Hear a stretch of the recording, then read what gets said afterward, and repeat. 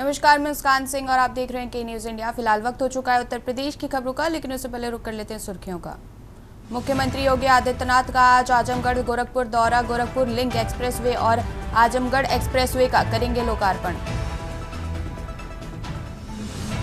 CM योगी ने सभी जिलों के जिलाधिकारियों को दिए निर्देश, कहा सभी जिले 23 जून तक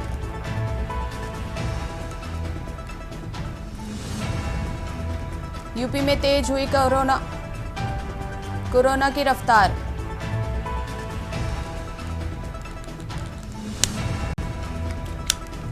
वाराणसी में दर्दनाक हादसा, बच्ची को बचाने के लिए कुएं में कूदे 2 लोग, 3 लोगों की मौत, 1.5 तक रहे अंदर। यूपी में बारिश होने के बाद भी जारी बिजली संकट, गांवों में रोस्टर से कम बिजली।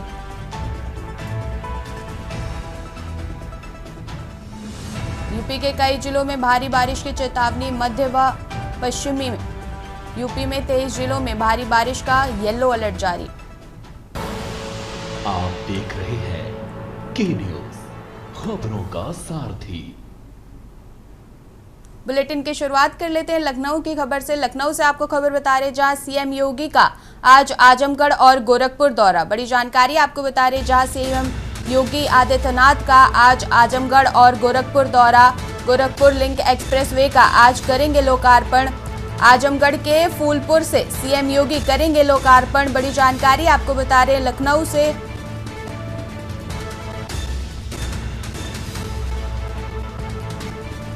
कार्यक्रम स्थल पर सैंड आर्ट गैलरी का करेंगे अवलोकन। शिलापट का अनावरण कर जनसभा को करेंगे संबोधित।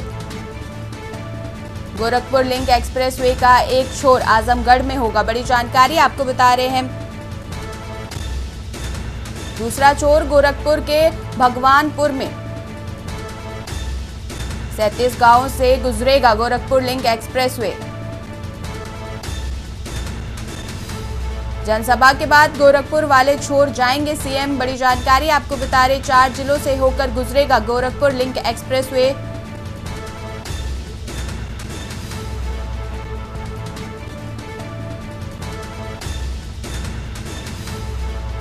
आजमगढ़ को जोड़ेगा गोरखपुर लिंक एक्सप्रेसवे। लखनऊ से आपको बड़ी जानकारी बता रहे हैं जहां आज सीएम योगी का आजमगढ़ और गोरखपुर दौरा। गोरखपुर लिंक एक्सप्रेसवे का आज लोकार्पण करेंगे सीएम। बड़ी जानकारी आपको बता रहे हैं आजमगढ़ के फूलपुर से सीएम योगी करेंगे लोकार्पण।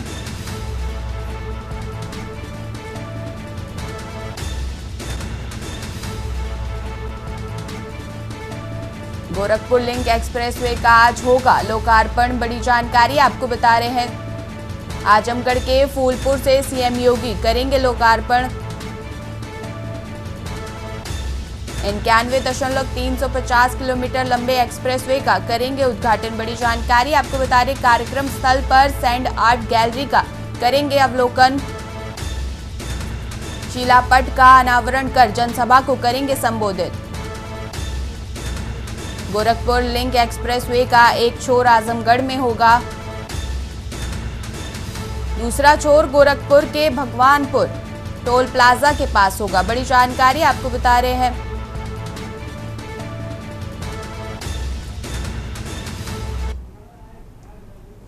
खबर आपको लखनऊ से बता रहे हैं। बड़ी खबर आपको लखनऊ से बता रहे हैं जहां यूपी के कई जिलों में भारी बारिश की चेतावनी, मौसम विभाग ने जारी किया ऑरेंज अलर्ट।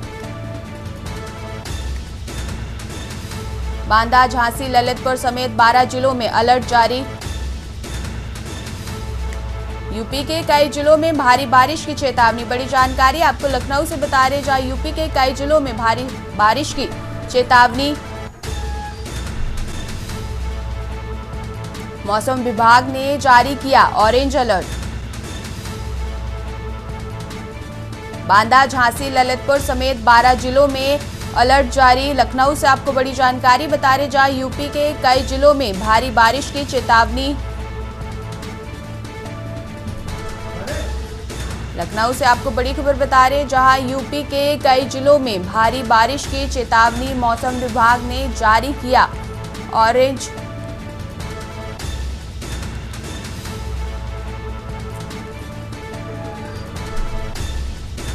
यूपी के कई जिलों में भारी बारिश की चेतावनी।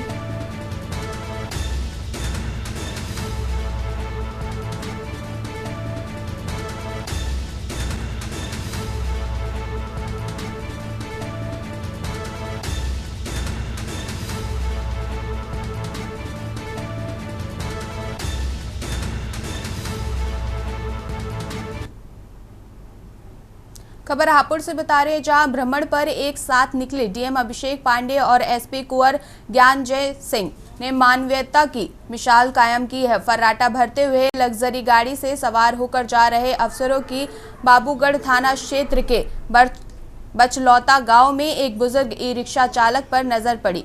ई रिक्शा चालक को देखते ही अधिकारी गरीब की मजबूरी समझ गए, जिससे उनका दिल पसीज गया। डीएमएसपी ने तुरंत गाड़ी रुकवाई और चिलचिलाती धूप में इसी गाड़ी में उतरकर ई रिक्शा के पहुंच पहुंचकर इसी पर सवारी की। बाद में उन्होंने ई रिक्शा चालक को 500 रुपए थमाए। ग्रामीण अधिकारियों की सराहना करते हुए कहते रहे कि अफसरों ने एक झटके में ई रिक्शा चालक को पूरे दिन की दिहाड़ी देकर लाभान्वित कर दिया।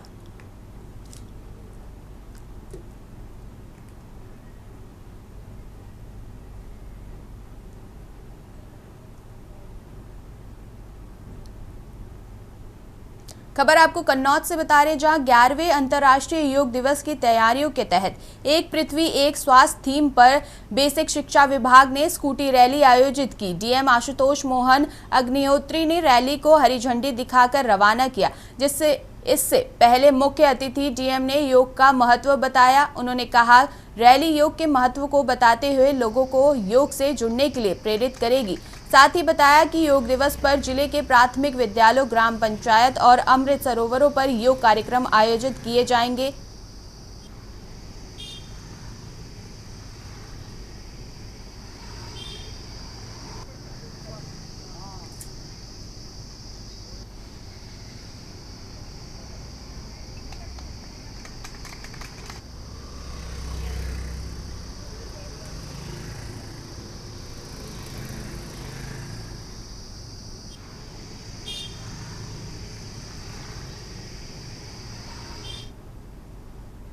उत्तर प्रदेश में लगभग 19,000 प्राथमिक विद्यालयों को बंद करने को लेकर शिक्षक कांग्रेस को लोगों ने कानपुर के जिलाधिकारी के माध्यम से राष्ट्रपति और प्रधानमंत्री संबोधित ज्ञापन भेजा है। ज्ञापन में उनकी मांग है कि उत्तर प्रदेश बेसिक शिक्षा के अंतर्गत 1.5 करोड़ बच्चों का अध्ययन करते हैं। यह सभी छात्र छात्राएं उत्तर प्रदेश के ग्रामीण क्षेत्र व दुर्बल आर्य वर्ग से ताल्लुक रखते हैं। वहीं अपर मुख्य सचिव बेसिक शिक्षा उत्तर प्रदेश शासन की अध्यक्षता में ऑनलाइन बैठक आहूत की गई, जिसमें 20 या 20 से कम छात्र संख्या वाले विद्यालयों को बंद कर निकटतम विद्यालयों में नजर किए जाने हेतु प्रस्ताव उपलब्ध कराने का निर्देश दिया। इसके संज्ञान लेते हुए आनंद फानन में विभिन्न जिलों के जिला बेसिक शिक्षा अधिकारियों ने इसे समस्त खंड शिक्षा अधिकारियों को उक्त आदेश दिए।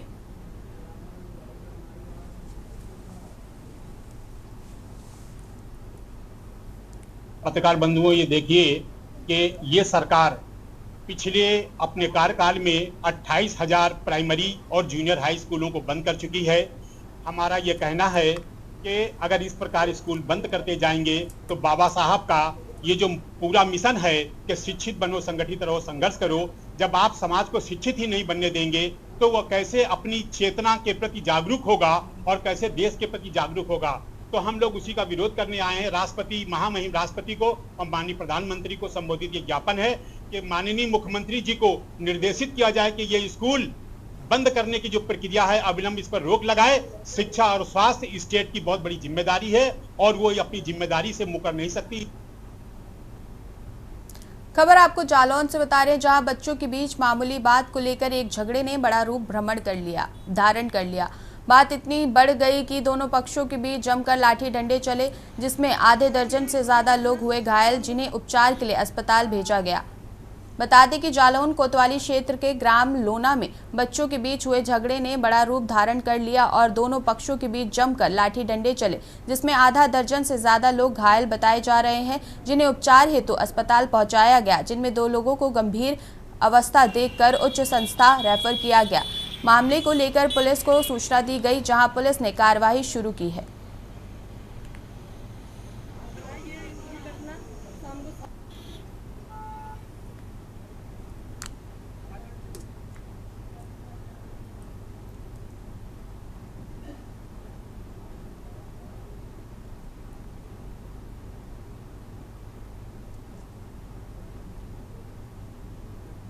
खबर आपको जौनपुर से बता रहे, जहां सिहीपुर मुरादगंज ग्राम सभा के नवीन परती भूमि पर अवैध निर्माण का मामला सामने आया है। भूखंड संख्या 35 में 0.60 एकड़ रकबा राजस्व अभिलेखों में नवीन परती दर्ज है। गांव निवासी दयाशंकर सिंह ने डीएम को शिकायती पत्र देकर राजस्व निरीक्षक और लेखपाल पर मिली भगत पर परती दर्ज जमीन पर अवैध कब्जा कराने का आरोप लगाया। शिकायतकर्ता ने दावा किया है कि गांव के ही विजय शंकर, हरिशंकर और कृपा शंकर बिना अनुमति निर्माण कार्य करा रहे हैं। पूर्व में निर्माण रुकवाने के बाद भी पिछले सप्ताह से दोबारा निर्माण कराया जा रहा है। पीड़ितों ने मुख्यमंत्री से भी दोषियों के खिलाफ कार्रवाई की मांग की है।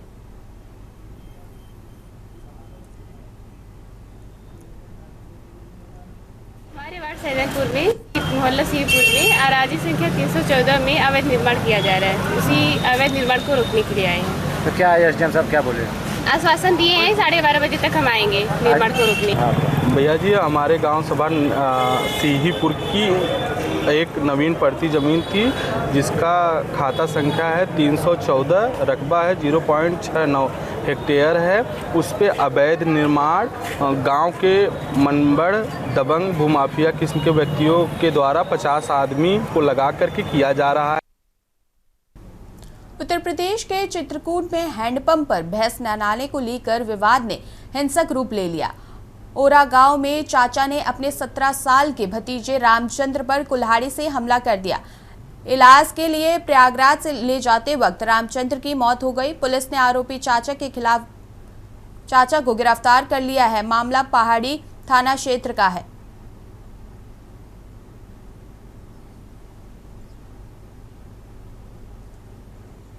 पिलाने जा रहा था तो वो बोल रहा था थोड़ी देर रुक जाओ, मुझे पिलाने दे दो, इसलिए मैं वो कुल्हाड़ी लेके मार चला। कौन थे वो? चाचा था, सागर चाचा था। बस इसी बात को लेकर? इसी बात में खाली, और कुछ बात नहीं। और पहले से कोई बात रही हो? पहले से बात विवाद झगड़ा था हमारा, लेकिन आज कोई बात नहीं। आज प्रातःकाल जनपद चित्रकूट के थाना पहाड़ी अंतर्गत गांव ओरा में एक यादव परिवार के 2 सदस्यों, जो आपस में चाचा भतीजा लगते हैं, भैंस बांधने और उनको पानी पिलाने के क्रम में लड़ाई हो गई, जिसमें चाचा घनश्याम यादव ने भतीजे रामचंद्र यादव पर कुल्हाड़ी से वार कर दिया। खबर आपको सिद्धार्थनगर से बता रहे, जहां सिद्धार्थनगर जिले के हल्लौर कस्बे के लोग खासे परेशान हैं। परेशानी की वजह की बात करें तो यहां के 19 लोग ईरान गए थे, जिनमें से 2 लोग 10 जून को वापस आ गए।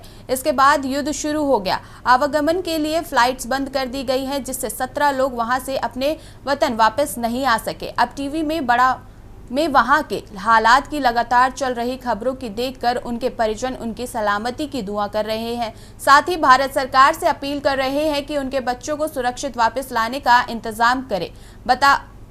बात करें 19 लोगों की तो 10 लोग ईरान जियारत से लिए गए। शेष 9 लोग वहां उच्च धार्मिक शिक्षा प्राप्त करने के लिए गए। इनमें से 2 लोग युद्ध शुरू होने के पहले भारत वापस आ गए। शेष 17 लोग अभी ईरान में फंसे हुए हैं, जिनकी सलामती के लिए परिजन खासे चिंतित हैं। जब हमने इसके परिजनों से बात की तो उन्होंने बताया कि अभी जिस जगह पर वह लोग रह रहे हैं वहाँ कोई अटैक नहीं हुआ है, ना ही कोई सायरन बजा है, लेकिन पता नहीं कब क्या हो जाए। इसलिए हम भारत सरकार से अपील करते हैं कि इस युद्ध को रोकने में मध्यस्थता कर सके और जिसके अमन शांति कायम हो।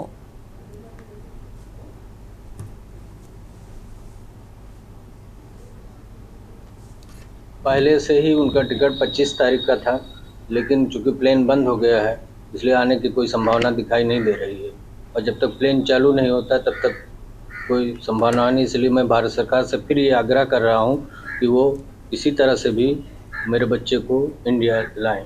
भाई है मेरे ईरान में, बड़े भाई आदिल अब्बास नाम है, और मेरी भाभी है वहाँ पे। जो वहाँ रहते हैं, पिछले 3 साल से ये लोग रह रहे हैं। भाभी 6 महीने पहले गई थी और मामू गए थे, उनकी फैमिली गई थी, यानी मामू मानी और उनके 2 बेटे। तो वो लोग भी पिछले तकरीबन 10-12 दिन से वो ज़ियारत करने यानी तीर्थ यात्रा पे गए हुए थे। आपके जो भाई हैं वो क्या एजुकेशन? जी, वो वहाँ पे रिलीजियस स्टडीज़ यानी धार्मिक शिक्षा हासिल कर रहे हैं।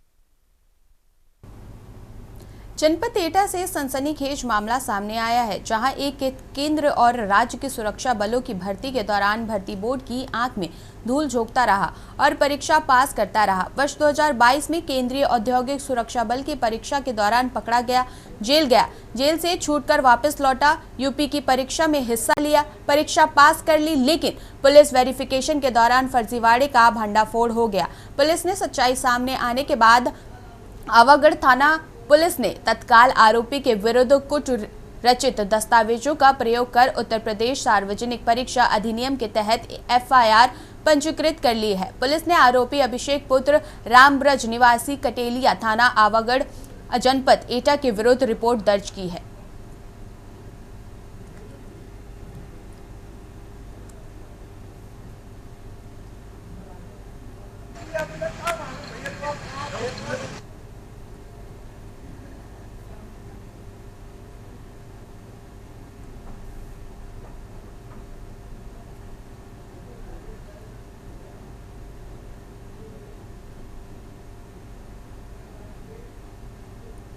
वक्त हो चुका है एक छोटे से ब्रेक का, मिलते हैं ब्रेक के बाद। आप देख रहे हैं के न्यूज़, खबरों का सार। ब्रेक के बाद स्वागत है आपका बुलेटिन में। खबर आपको ग्रेटर नोएडा से बता रहे, जहां ग्रेटर नोएडा में GBU के छात्रों ने नशे की लत हावी होने का वीडियो सोशल मीडिया पर खूब वायरल हो रहा है। यूनिवर्सिटी के हॉस्टल के वायरल हो रहे वीडियो में विद्यार्थी नशाखोरी करते हुए मां बाप के सपनों को पलीता लगाते दिखाई दे रहे हैं। वीडियो में छात्र न सिर्फ शराब बल्कि गांजा और ड्रग्स का इस्तेमाल करते मिले हैं। चर्चा है कि विश्वविद्यालय के कुछ छात्र बाहर से नशे का सामान लाकर हॉस्टल पहुंचाते हैं, जिससे घरों से दूर यहां अंतःवापी छात्र के तौर पर शिक्षा ग्रहण करने वाले विद्यार्थी अपना भविष्य चौपट कर रहे हैं। इंटरटेक थाना पुलिस वीडियो का मामला संज्ञान में लेकर जांच कर रही है। हॉस्टल के अंदर पढ़ाई के अलावा ड्रग्स, गांजा, माँ बाप का सपना रोशन करते हुए बच्चे देखिए किस तरीके से चल रही है पढ़ाई। हॉस्टल के अंदर पढ़ाई करने के अलावा ड्रग्स, गांजा और शराब पार्टी चल रही है। सूत्रों के मुताबिक अभय दुबे, तनय भास्कर सहित कई छात्र बाहर से गांजा और शराब लाकर हॉस्टल में बच्चों को लाकर देते हैं। ग्रेटर नोएडा के GBU यूनिवर्सिटी हॉस्टल का बताया जा रहा है पूरा वीडियो।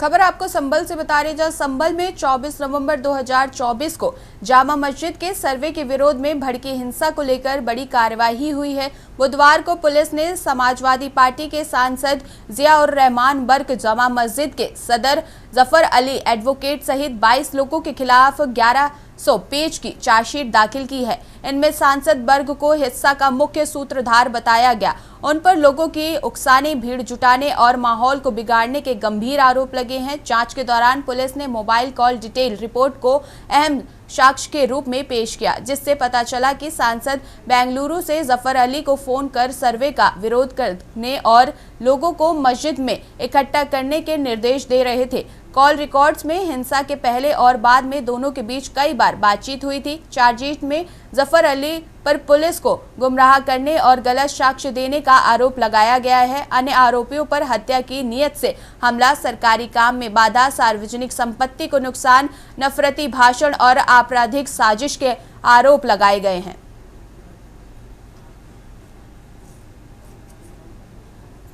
नवंबर 2024 को जनपद संभल में कोर्ट के द्वारा दिए गए आदेश के अनुसार हो रहे सर्वे में विघ्न डालने और वहाँ पे उपद्रव करने और हिंसा और आगजनी करने के आरोप में कुल 12 अभियोग जनपद संभल में पंजीकृत हुए थे। उनमें से 7 अभियोग पुलिस के द्वारा पंजीकृत कराए गए थे, 5 अभियोग वो आम जनता के द्वारा करवाए गए थे। उन सभी अभियोगों में कल चार्जशीट है वो दाखिल की जा चुकी है। खबर आपको हरदोई से बता रहे, जहां शाहबाद क्षेत्र के शहादत नगर गांव स्थित गौशाला के गौवंशों को खड़ा चारा दिए जाने का मामला सामने आया है। ग्राम प्रधान और केयरटेकर पर आरोप है कि गौवंशों को समय पर चारा पानी नहीं दिया जा रहा है, जिससे वे भूखे प्यासे तड़पने को मजबूर रहते हैं। क्षेत्रीय ग्रामीण और गौ प्रेमी इसे सीएम योगी के निर्देशों से खुली अवहेलना ठहरा रहे हैं। शिकायत किए जाने पर उस पशु चिकित्सा अधिकारी ने जांच के बाद कार्रवाई करने की बात कर अपने पिंड छुड़ा देते हैं।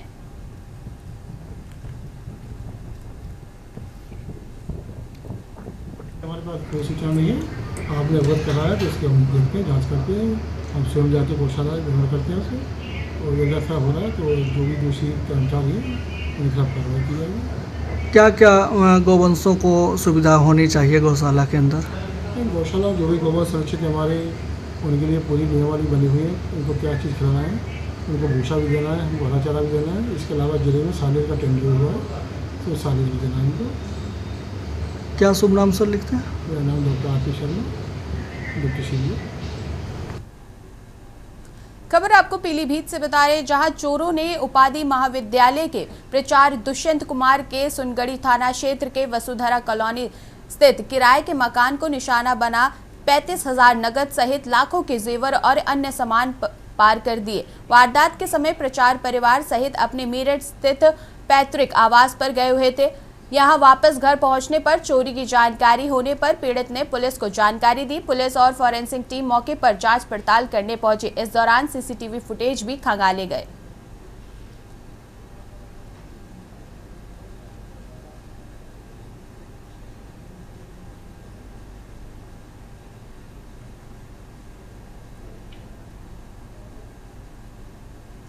खबर आपको अमरोहा से बता रहे हैं, जहां सैद नगली थाना क्षेत्र में बाइक और मोपेड की टक्कर से 35 वर्षीय इंतजार की मौके पर ही मौत हो गई, जबकि उसका भाई हाशिम गंभीर रूप से घायल हो गया। हादसा कुआडाली और उसारी के बीच हुआ।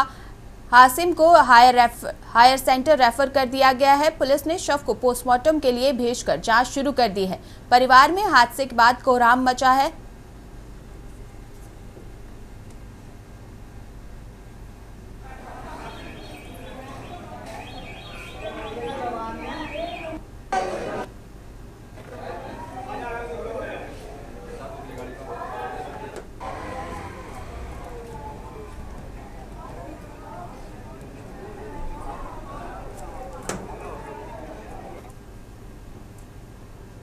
खबर आपको पीलीभीत से बता रहे हैं, जहां प्रधानी के चुनाव की तारीख जैसे जैसे पास आती जा रही है, वैसे वैसे प्रधानी के चुनाव को लेकर पुरानी रंजिशें भी उभर कर सामने आने लगी है।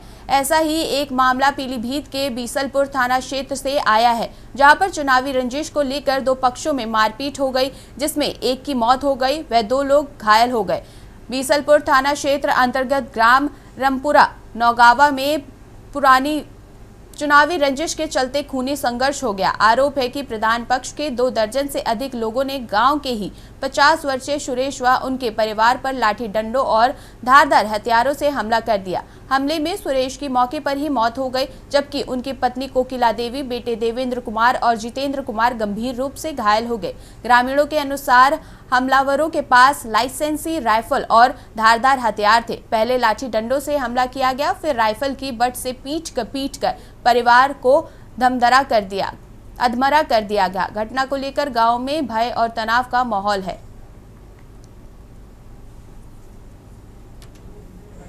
क्या हुआ था तुम्हारा, कैसे झगड़ा हुआ? सर मैं सब्जी तोड़ने गए थे कॉलेज पे, हमें उधर से आ रहे थे और ये लोग सब लगे पड़े हैं और सर इनने से बहुत आदमी उनने हमने घेरो बंका तलवारें चलाई, लाठी उठी डंडा मारो मेरे पापा, कुछ नहीं थे सर, ये खाली कुछ नहीं हुआ किसी से। अभी हमारे पास एक सुरेश चंद्र है, सनाफ राम स्वरूप, जो रमपुरा से आए हैं 20 रुपये से, वो तो मृत अवस्था में लाया गया है, और दूसरे एक इनके बेटे जो घायल है, एक और है। कुल 3 लोग आए हैं। कुल 3 लोग से एक में से 2 हैं। खबर आपको लखीमपुर से बता रहे, जहां लखीमपुर से नेपाल जिला फैलाती स्थित गोदावरी नदी के किनारे पिकनिक मनाने गए 6 लोगों को नेपाल प्रशासन द्वारा रेस्क्यू किया गया। बुधवार शाम लगभग 4 बजे अचानक आई बाढ़ के कारण इनमें से 6 लोग नदी के बीच एक टापू पर फंस गए थे, जिन्हें स्थायी पुलिस पोस्ट गोदावरी की टीम ने रेस्क्यू की सहायता से सुरक्षित बाहर निकाला। जिन लोगों को रेस्क्यू किया गया उनके नाम इस प्रकार हैं: संदीप वर्मा, साहेबाग अली, निधि सिंह, स्नेहा सिंह, अभिषेक देवाकांत, हरिसित वर्मा, साकेत गुप्ता और अंकित। गोदावरी धनधाड़ी से 25 किलोमीटर आगे एक घोटा सा सुंदर पर्यटन स्थल है। यहीं से नेपाल के पहाड़ों की शुरुआत होती है। पुलिस निरीक्षक